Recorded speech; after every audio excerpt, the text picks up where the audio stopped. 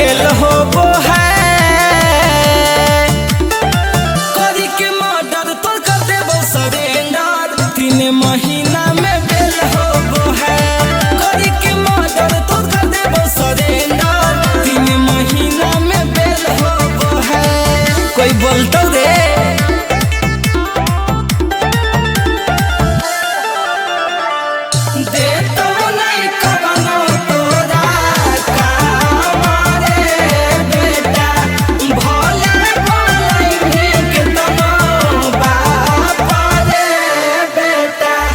याद कर रे बेटा पहिले वाला बतिया, ऐसन मारबो मार सीधे धरल में खटिया।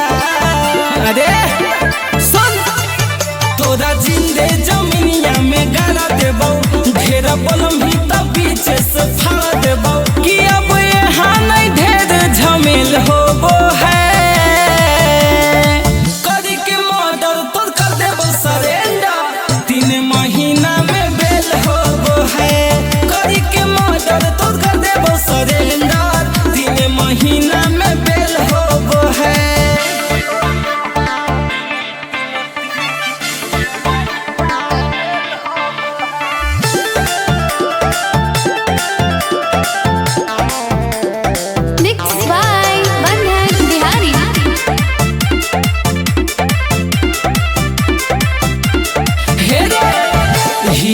रंगदारी में बेटा तोर बाप रे, ढेर बढ़ चल बोलम ही सीधे कर देबो साफ रे।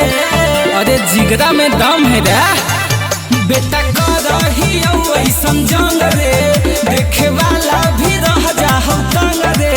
सीधे बंधन बिहारी से मेल होबो है। सरेंडर 3 महीना में बेल होबो है।